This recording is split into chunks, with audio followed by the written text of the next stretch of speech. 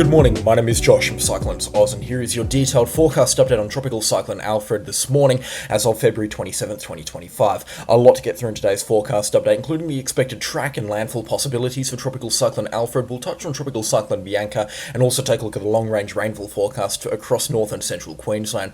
All of that plus more coming up in today's weather forecast. If you are brand new to the channel, please consider subscribing and also click the join button down below to get access to some exclusive perks. But let's take a look at Tropical Cyclone Alfred right now. You can see developing quite nicely in the Coral Sea. It's continuing to rapidly intensify by the looks of things this morning, now upgraded to severe tropical cyclone status, category 3 strength tropical cyclone with peak wind gusts up to 170 kilometers an hour around its center. And it really looks like it's trying to blow out an eye at this time. It really looks like it's developing an eye, or at least a very nice eye wall on the satellite imagery. And I'll show you what I mean on the latest frames of the IR satellite imagery here. You can see plenty of very nice convection wrapping around a very common center, or a very obvious common center that's beginning to develop here. And whilst it does have a little bit more work to do in terms of organization to really develop out this eye wall, it's looking like a really healthy tropical cyclone at this time. Quite a powerful system certainly in the making here, and if this was finding itself in a much more favourable environment well offshore from Queensland up further north, I would be very concerned at this time for a strong tropical cyclone.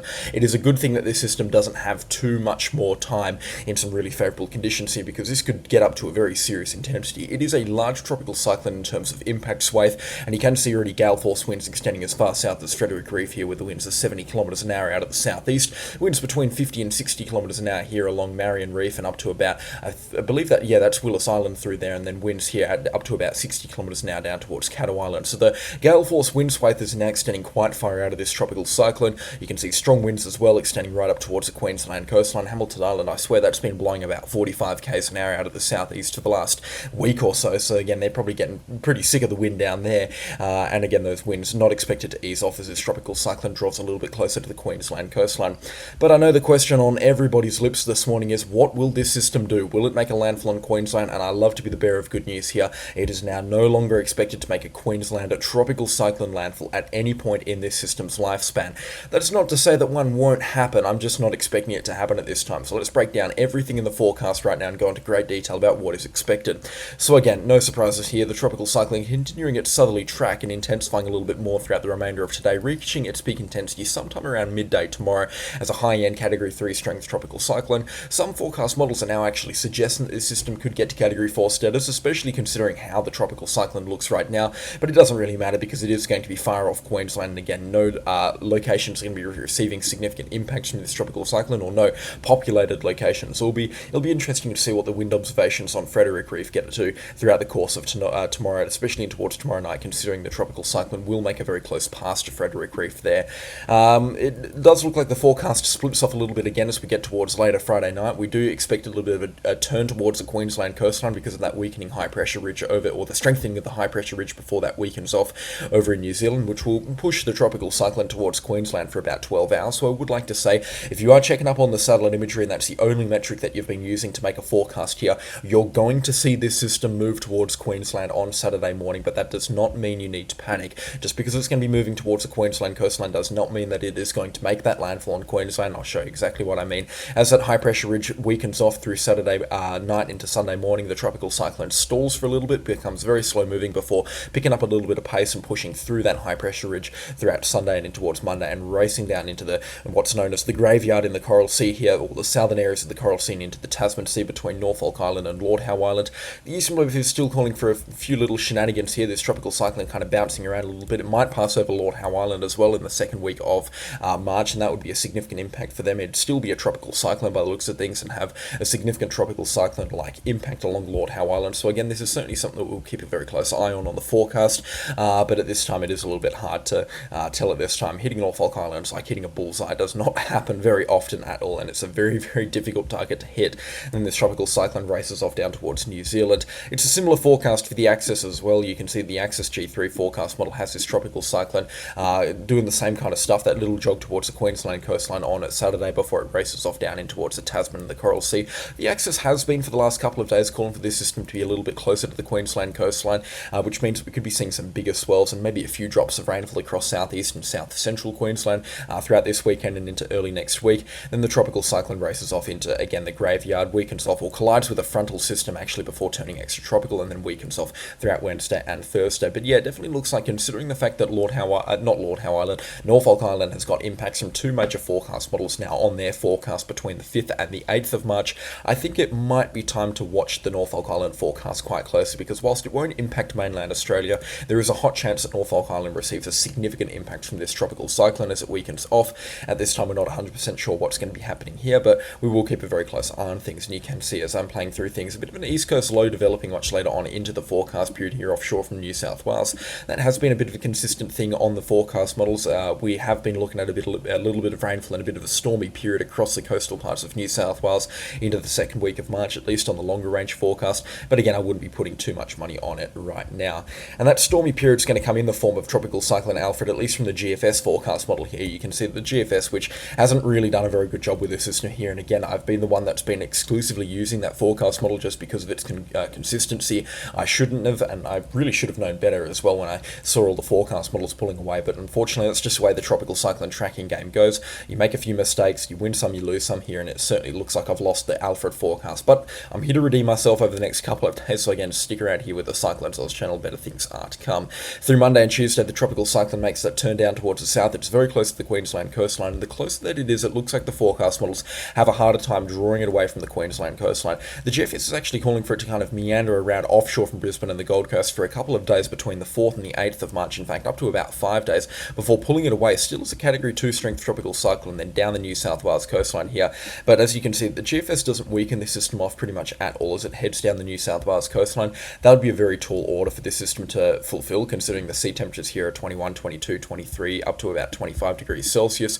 And so the GFS forecast model here I'm going to have to discount as rubbish. I don't think it is going to end up materialising, not at least in that sense, just considering the fact that a tropical cyclone cannot sustain itself in sea temperatures less than 26 degrees Celsius, and the GFS is calling for that to happen for about a week period of time. So again, I think that the GFS forecast model here is presenting us with a platter full of boogies here, and it is typical for the GFS. It does have a bit of a land interaction based bias in their forecasting systems, but that's just something that I didn't know about, and that's why I've been calling for that landfall along Queensland. So again, I would just like to say before I jump into my personal forecast here, which I get through really quickly by the way, between Mackay down towards Bundaberg, where I was saying the chance of a landfall around Yeppoon or Rockhampton rather, the chances of a landfall are now very, very little. I mean, we're talking less than 1% at this time. There's really no chance of it happening. For those that have begun preparations, you can halt them at this point. There's really no need to do so unless you live in an exposed area and you're worried about gale force winds, because again, gale force winds along the coast, especially around Yeppoon and Rockhampton, then down towards Agnes Water and Bundaberg, are possible at this time. We could also be seeing some significant rainfall accumulations here in brief periods of time because of showers that are going to be streaming through from this tropical cyclone again, so the impacts along the Queensland coastline aren't going to be nothing, but again, I don't think there's going to be too much in the way of rainfall, and the heaviest falls will be along Fraser Island, and it shouldn't be anything higher than about 50 or 75 millimetres. So unfortunately, that much needed rainfall that was coming through for Rockhampton, Yeppoon, Agnes Water, Gladstone and Bundaberg that was on the forecast from this tropical cyclone has been completely knocked off the forecast this time, and even with the GFS calling for a much closer pass to land, it doesn't look like there's anything in the way of meaningful rainfall for this area. So again, I would just like to go into a little bit of detail about those expected impacts from Tropical Cyclone Alfred, especially for the south central and into the north in the northern parts of the Sunshine Coast in terms of those impacts, because it is going to be a close passing system to the coast. I'm still expecting gale force winds to extend between Ogmore down through Rockhampton, Yeppoon, especially for Yeppoon considering its coastal location, Gladstone, Agnes Water, and then down towards the northern areas of the Sunshine Coast as well. The coastal flank of the Fraser Island will be significantly impacted by gale force winds by the looks of things, so don't be fooled, there will still be strong winds and showers here and there in the vicinity of this tropical cyclone. You can actually see that on the radar imagery right now, that there are still a few showers streaming in through this tropical cyclone.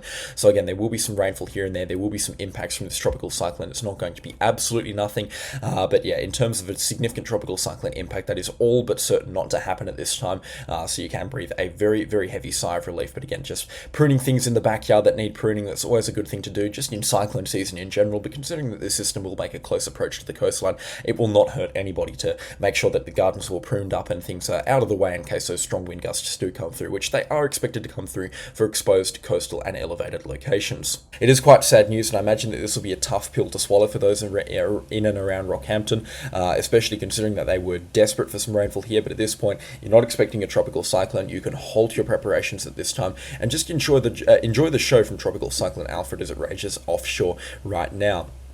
Anyways, my forecast of this system here resembles something very similar to the Eastern Bear forecast. It's an eclectic mix between all the major forecast models. I'm really expecting that southerly turn and then that following down towards the southeast. It will jog towards the Queensland coastline at least temporarily, and I do actually believe now, just considering the appearance of this tropical cyclone, it will actually get to Category 4 strength severe tropical cyclone status. All it needs to do is blow up a little bit more convection, a little bit more thunderstorms in the southeastern corner of the system, and I know it is struggling right now with a little bit of wind shear, especially out of the south and the southeast, but it is not a tall order for this system to get up towards Category 4 strength severe tropical cyclone status. The other forecast models are iffing and butting on whether that will happen or not. It really doesn't matter at all. I mean, it's not something we should be stressing about whether or not this system gets up towards Category 4 status, and it does have about 24 to 36 hours to do so. But yeah, you can see between other forecast models, especially the Eastern BEF and the Axis G3 have been calling for this Category 4 strength tropical cyclone for a while, and in the convective forecast models as well, I'm very keen to see what they make of this tropical cyclone as well, considering they are they can present us with some absolutely wacky solutions as well on the forecast, but thankfully this tropical cyclone is not on the forecast for those convective forecast models, but I'd be very interested to see if it was.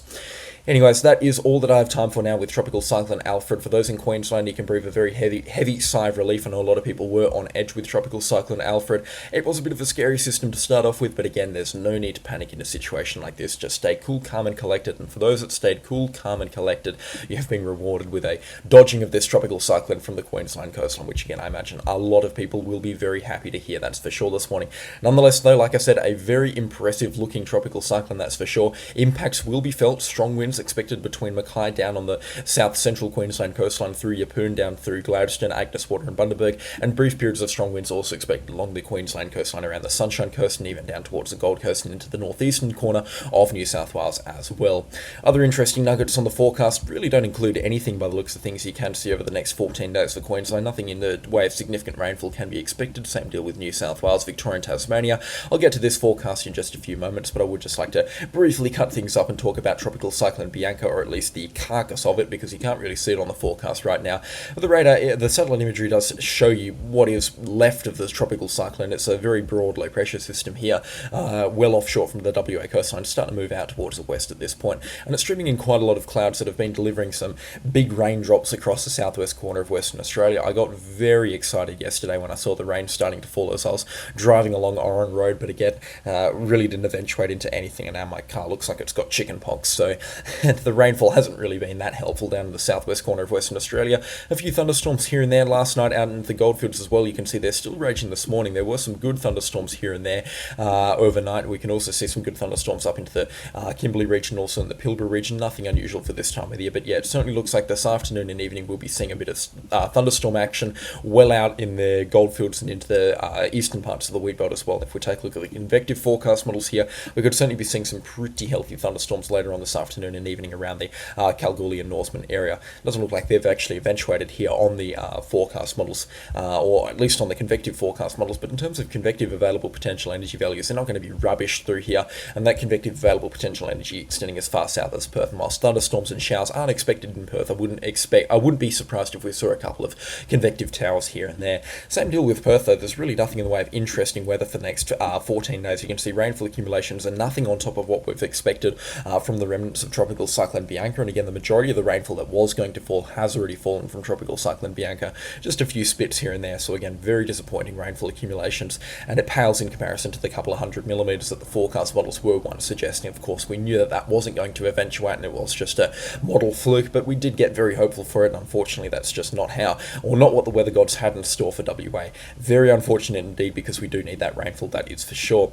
There's a dry period across northern Western Australia and into the Northern Territory as well. You can see 14-day rainfall accumulations maxing out at about 150 to 160 millimetres here across the northwest corner of WA, here outside of Columbaroo, and that's kind of the wettest that we're seeing outside of the Northern Territory and in towards WA as well, and even in towards far north Queensland. Rainfall accumulations here are nothing special and nothing to write home about over the next 14 days, and you can see, in fact, over the next 10 days, nothing really in the way of rainfall can be expected over the far northern areas of Queensland. But considering that this rainfall pipes up in the 10 to 15 day forecast period, that tells me that the rainfall is going to pipe up once again across far north Queensland as we get towards mid-March, and that is reciprocated between the forecast models.